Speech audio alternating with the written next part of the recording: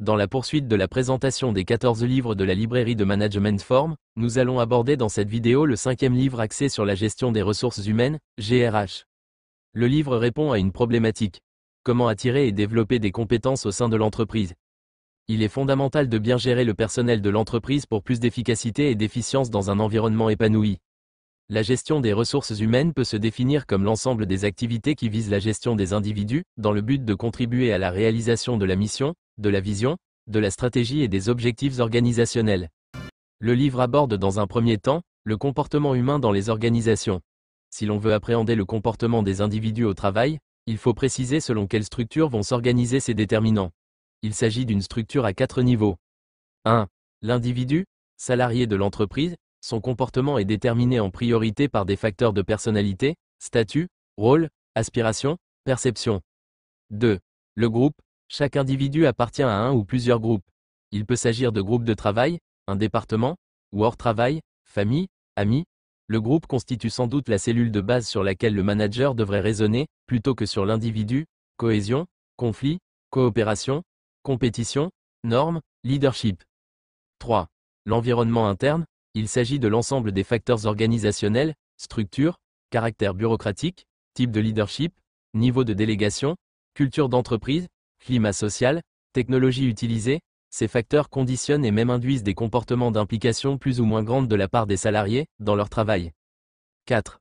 L'environnement externe, il conditionne largement le comportement des individus, marché du travail, environnement légal, conjoncture économique, technologie, culture, famille.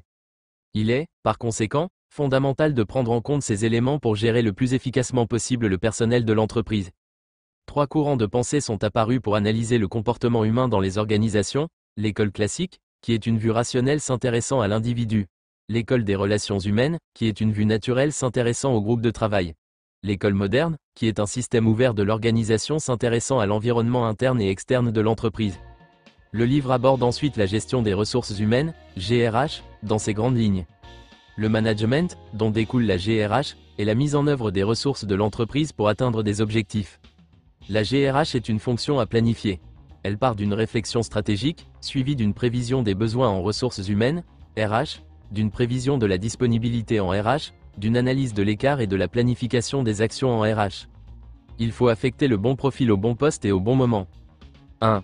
Le recrutement. Il s'agit du processus d'attraction et de sélection de candidats pour un poste de travail au sein d'une organisation.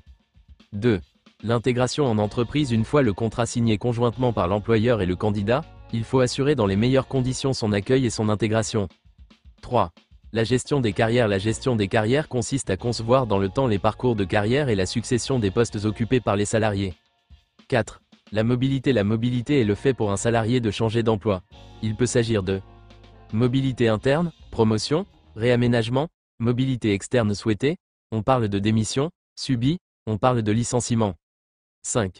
La formation. Il s'agit d'un ensemble de dispositifs permettant aux salariés de se former durant leur vie professionnelle à un autre métier, d'accéder à une qualification, de bénéficier de compétences nouvelles. 6.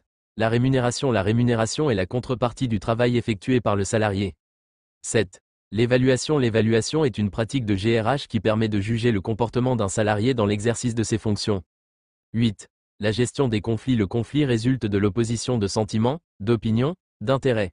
Les conflits peuvent se manifester sous différentes formes: divergences, disputes, désaccords, tensions, rivalités, affrontements. 9.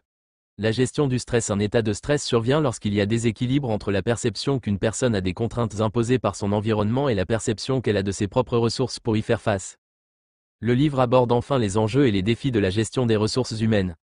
Les enjeux de la GRH sont d'ordre stratégique, organiser l'entreprise pour répondre aux exigences du marché; opérationnel, affecter le personnel au poste de travail adéquat et développer les compétences; humain, permettre aux salariés de trouver leur place au sein de l'entreprise et favoriser leur motivation. Les défis de la GRH sont liés au recrutement, adéquation charge, effectifs, postes et profils; l'amélioration du niveau de compétences pour le personnel embauché, formation, coaching, accompagnement professionnel; le développement de la motivation du personnel par les sanctions positives, félicitations, primes, promotion, restauration, coopérative d'habitat, couverture médicale, plan véhicule; les sanctions négatives, réprimande, suppression ou réduction d'une prime, rétrogradation, licenciement. Les directions des ressources humaines ont des fonctions de plus en plus élargies, en particulier on leur demande aujourd'hui de créer plus de valeur pour l'entreprise. Les entreprises cherchent à externaliser la gestion de la paye et l'administration du personnel afin de se concentrer sur la gestion du capital humain qui est plus créatrice de valeur. Attirer et fidéliser un personnel de qualité, gérer les carrières et la formation tout en ne perdant pas de vue les impératifs de rentabilité. Nous voilà à la fin d'une série de 5 vidéos consacrées à l'entrepreneuriat, le management stratégique, stratégie et marketing, et le management opérationnel, organisation et gestion des ressources humaines. Nous vous donnons rendez-vous très prochainement pour la 6e vidéo consacrée aux fondements de la finance qui marque le début d'une série de 9 vidéos sur le management financier. Vous trouverez dans le descriptif ci-dessous les liens pour accéder à la librairie Form, passer vos commandes et disposer de plus amples informations. N'oubliez pas de vous abonner si ce n'est pas encore fait pour bénéficier de nos prochaines vidéos, de liker et de partager autour de vous pour plus d'impact.